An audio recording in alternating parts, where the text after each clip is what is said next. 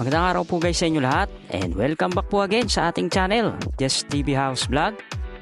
So guys, sana naman pong kababayan natin ang mag-share po ng kanilang house build, bunga ng pagsisikap at pagtsatsaga. So tara guys, panoorin na po natin ang kanilang video at sabay-sabay po tayong ma-inspired at the same time makakuha na rin po tayo ng idea na maaari po nating gamitin kung tayo po ay mag-build ng sarili po nating house. Again, ang video na to ay ginawa not to brag but to inspire other people na gusto pong magpatayo ng sarili po nilang bahay. So guys, sila po yung owner ng house na ipipicture natin for today, si Ma'am Tess at si Sir Bong Saba. At sila po ay kapwa OFW po sa bansang Italy for 34 years. So maraming salamat po sa owner for giving us time and chance po na may picture po ang kanilang house dito po sa ating channel.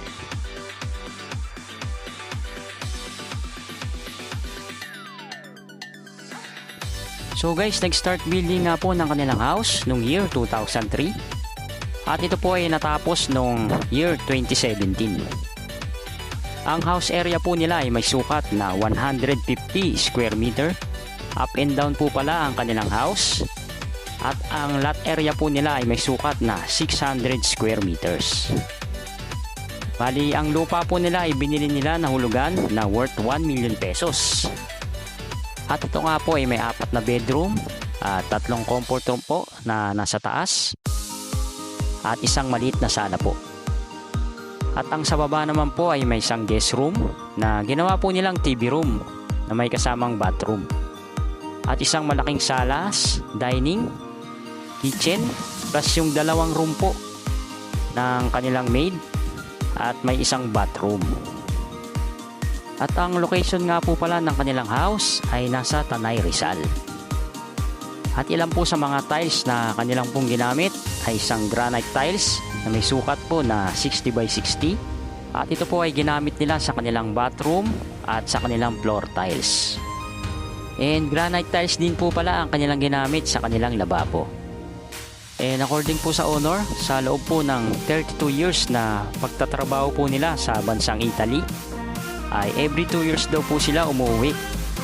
At yung mga anak na po pala nila ay na-petition na po nila sa bansang Italy. At pag nagkaroon na daw po sila ng pension ay uwi na daw po ulit sila sa Pilipinas.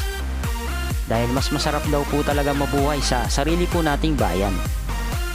At dati rin po palang nangungupahan sila ma'am sa bansang Pilipinas. Hanggang sa nakapag-abroad din po pala ang mga magulang ni ma'am. At ang kasunod nga po na ito, sila po ay napetisyon na din sa bansang Italy.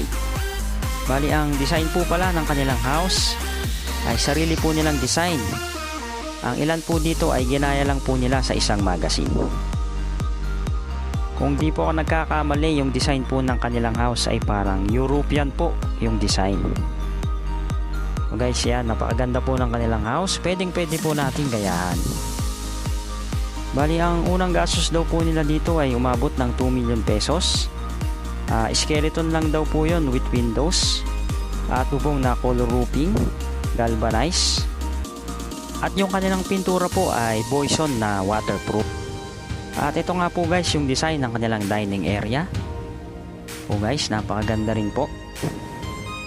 Napaka-elegante po yung design ng kanilang upuan. Ito po yung kanilang living room. At yung kanilang kitchen.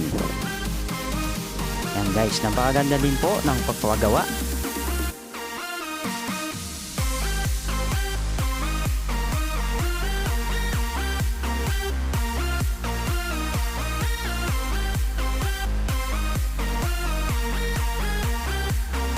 At ito po yung kanilang chandelier na nakadisplay po papunta po sa taas po ng kanilang house. Ayan po guys, napakaganda din po ng pagkakalagay. Bali kung kayo po ay may mataas na kisame, bagay na bagay po yung ganito po klaseng chandelier.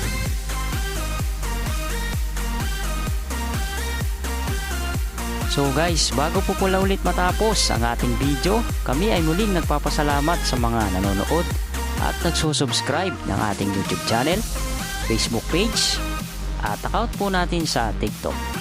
Maraming salamat po, lalo na po sa mga bagong subscriber. God bless po sa inyo lahat, lalo na po sa mga OFW na nanonood po. Lagi po silang mag-iingat dyan at matupad po at magkaroon po sila lahat ng sarili po nilang bahay.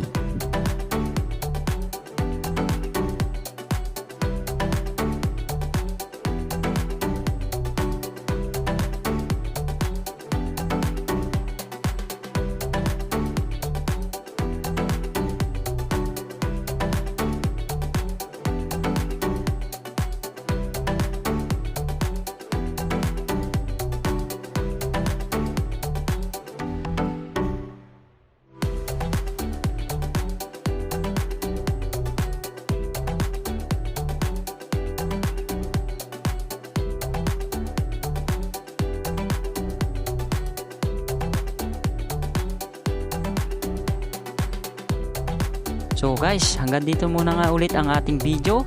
Sana ay nakabigay po muli kami sa kanila ng inspirasyon at idea po na kung sila nga po ay magbibuild ng ganito po klaseng bahay. And again, congratulations po ulit sa owner.